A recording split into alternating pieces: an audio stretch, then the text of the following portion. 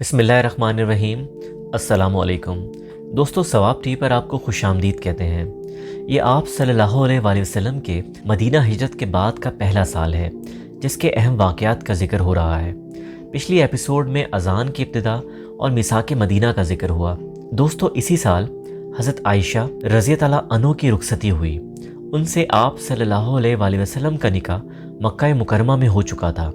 उस वक्त आपकी उम्र मुबारक 6 बरस की थी। आप जब हिजरत करके मदीना तशरीफ़ लाईं तो आप अपनी वालदा के साथ 7 या 8 महीने तक रहीं।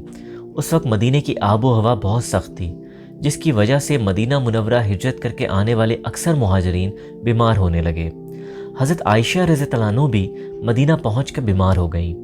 आप जब सेहतियाब हुईं तो हज़रत अबू बकर सिद्दीक़ रज़ी अल्लाह अन्हु आप सल्लल्लाहु अलैहि वसल्लम की खिदमत में हाजिर हुए और दरख्वास्त की कि या रसूल अल्लाह, आप अपनी बीवी को अपने घर बुला लीजिए।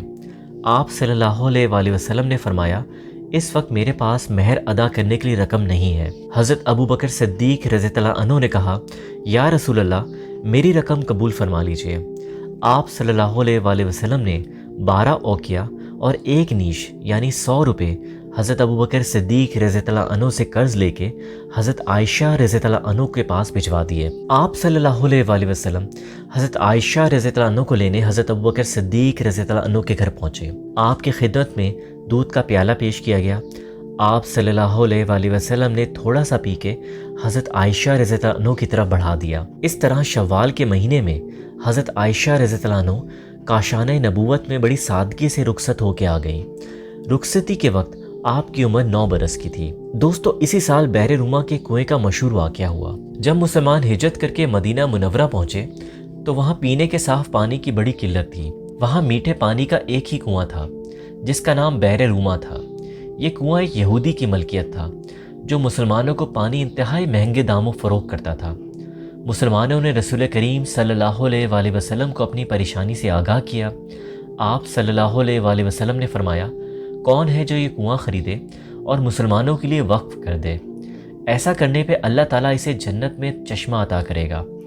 हज़रत उस्मान बिन अफ़्फ़ान रज़ी अल्लाह अन्हु ने इस पर लब्बैक कहा और यहूदी के पास पहुँचे। यहूदी चूँकि इस कुएं का पानी बेचकर अच्छी खासी आमदन कमा रहा था, इसलिए इसने अपना कुआं फ़रोख्त करने से साफ इनकार कर दिया। हज़रत उस्मान रज़ी अल्लाह अन्हु ने यह तदबीर की कि यहूदी से कहा कि पूरा कुआं ना सही, आधा कुआं मुझे फ़रोख्त कर दो। आधा कुआं फ़रोख्त करने पर एक दिन कुएं का पानी तुम्हारा होगा और दूसरे दिन मेरा होगा। यहूदी लालच में आ गया। इसने सोचा कि हज़रत उस्मान रज़ी अल्लाह अन्हु अपने हिस्से के दिन में पानी ज़्यादा पैसों में फ़रोख्त करेंगे। इस तरह इसे ज़्यादा मुनाफा कमाने का मौका मिल जाएगा।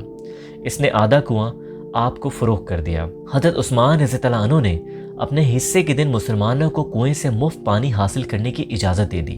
लोग हज़रत उस्मान रज़ी अल्लाह अन्हु के दिन मुफ्त पानी हासिल करते और अगले दिन के लिए भी ज़ख़ीरा कर लेते। फिर नौबत ये आ गई कि जिस दिन कुएं पर यहूदी का हक होता, कोई भी शख्स पानी ख़रीदने नहीं जाता था। यहूदी ने जब देखा कि इसका कारोबार ठप होकर रह गया है तो इसने हज़रत उस्मान रज़ी अल्लाह अन्हु से बाकी आधा कुआं भी ख़रीदने की गुजारिश की। इस पर हज़रत उस्मान रज़ी अल्लाह अन्हु राज़ी हो गए और पूरा कुआं ख़रीद कर मुसलमानों के लिए वफ़ कर दिया। दोस्तों, ये कुछ अहम वाक़यात थे जो पहली हिजरी को पेश आए। अब हम दूसरी हिजरी में पेश आने वाले अहम वाक़यात का जिक्र करेंगे। इसमें एक अहम वाक़या खाना काबा को किबला करार देना है। आप सल्लल्लाहु अलैहि वसल्लम जब मक्का में थे तो मकाम इब्राहिम के सामने नमाज अदा करते थे जिसका रुख बैतुल मुक़द्दस की तरफ था। इस तरह दोनों किबले आमने सामने आ जाते थे। लेकिन मदीना में यह मुमकिन नहीं था क्योंकि दोनों किबलों का रुख बिल्कुल अलग था। आप सल्लल्लाहु अलैहि वसल्लम की एक शदीद ख्वाहिश पैदा हुई कि किबले का रुख खाना काबा की तरफ कर दिया जाए। मदीने में 2 गिरोह आबाद थे। एक मुशरिकीन का गिरोह था जिनका किबला काबा था और दूसरा गिरोह यहूदियों का था जो बैतुल मुक़द्दस की सिमत नमाज अदा करते थे। आप सल्लल्लाहु अलैहि वसल्लम ने तकरीबन 16 माह बैतुल मुक़द्दस की तरफ नमाज अदा की। फिर अल्लाह का हुक्म आ गया और फरमाया, तो अपना मुँह मस्जिदुल हराम की तरफ फेर दो और जहाँ कहीं रहो इसी की तरफ मुँह फेरो। ये अल्लाह का हुक्म नमाज के दौरान आया।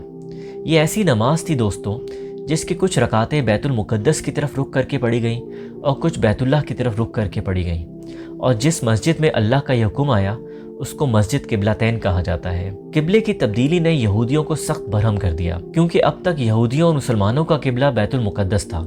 اس لیے وہ فخر کرتے تھے کہ مسلمان بھی ان کے قبلے کی طرف رخ کرتے ہیں۔ جب قبلہ تبدیل ہو گیا تو انہوں نے یہ طعنہ دینا شروع کر دیا کہ محمد صلی اللہ علیہ وآلہ وسلم کیونکہ ہر بات میں ہماری مخالفت کرنا چاہتے ہیں، اسی لیے قبلے کی تبدیلی کا حکم دیا گیا ہے۔ ضعیف الایمان مسلمانوں کو بھی یہ بات پریشان کرتی تھی کہ قبلہ بدلنے کی چیز نہیں ہے۔ اس پر اللہ نے اپنی آیتیں اتاری اور کہا، اب بیوقوف لوگ کہیں گے ان مسلمانوں کو ان کے اس قبلے سے کس نے پھیر دیا جس پر یہ پہلے تھے۔ تم فرما دو کہ یہ مشرق مغرب سب اللہ ہی کا ہے، وہ جسے چاہتا ہے سیدھے راستے کی طرف ہدایت دیتا ہے۔ اسی طرح ہم نے تمہیں بہترین امت بنایا تاکہ تم لوگوں پہ گواہ بنو اور یہ رسول تمہارے نگہبان اور گواہ ہوں۔ اے حبیب، تم پہلے جس قبلے پہ تھے ہم نے وہ اس لیے مقرر کیا تھا کہ دیکھیں کون رسول کی پیروی کرتا ہے اور کون الٹے پاؤں پھر جاتا ہے، اور بے شک وہ لوگ جنہیں اللہ نے ہدایت دی تھی ان کے علاوہ لوگوں پر یہ بہت بھاری تھی۔ دوستو، اس کے بعد جو اہم واقعہ ہوا وہ اصحاب صفہ کا قیام تھا۔ صفہ صاحبان کو کہا جاتا ہے۔ مسجد نبوی میں جہاں پہلے بیت المقدس کی طرف قبلہ تھا، قبلے کی تبدیلی کے بعد وہاں ایک چھپر ڈال دیا گیا اور اس میں ان مسلمانوں کے لیے ٹھکانہ بنایا گیا جنہوں نے اپنی زندگی صرف عبادت، تحصیل علم اور آپ صلی اللہ علیہ وآلہ وسلم کی صحبت کے لیے وقف کر دی۔ یہ لوگ دن کو بارگاہ نبوت میں حاضر رہتے اور حدیثیں سنتے اور رات کو اسی چبوترے میں رہتے۔ حضرت ابو ہریرہ رضی اللہ تعالیٰ عنہ بھی اصحاب صفہ میں شامل تھے۔ ان کی تعداد بڑھتی اور کم ہوتی رہتی تھی۔ ایک دفعہ یہ تعداد 400 تک بھی پہنچی۔ ان لوگوں نے اپنی زندگی نہایت عاجزی اور بھوک میں گزاری۔ اکثر ایسا ہوتا کہ آپ صلی اللہ علیہ وآلہ وسلم مسجد میں تشریف لاتے اور نماز پڑھاتے تو یہ لوگ نماز میں شریک ہوتے، لیکن بھوک اور کمزوری کی حالت میں گر پڑتے۔ باہر سے کوئی آتا تو ان کو دیوانہ سمجھتے۔ آپ صلی اللہ علیہ وآلہ وسلم کے پاس کہیں سے صدقے کا کھانا آتا تو ان کو بھیج دیتے، اور جب دعوت کا کھانا آتا تو ان کو بلا لیتے اور ان کے ساتھ بیٹھ کے کھاتے۔ اکثر ایسا ہوتا کہ راتوں کو آپ صلی اللہ علیہ وآلہ وسلم ان کو مہاجرین اور انصار میں تقسیم کر دیتے، یعنی اپنی استطاعت کے مطابق ان کو ساتھ لے جا کر کھانا کھلائیں۔ یہ اصحاب صفہ کی مہربانی ہے کہ جو احادیث آج ہم تک پہنچی ہیں، جس میں ہمیں زندگی کے مختلف شعبوں میں رہنمائی ملتی ہے، ان میں بہت بڑا کردار ان لوگوں کا ہے۔ باقی واقعات کا ذکر انشاءاللہ اگلی ایپیسوڈ میں کریں گے۔ دوستو، امید ہے کہ آپ کو کوشش پسند آئی ہوگی۔ اپنی رائے سے ہمیں کمنٹ باکس میں ضرور آگاہ کیجیے گا۔ اپنے اور ارد گرد کے لوگوں کا خیال رکھیے گا۔ اللہ حافظ۔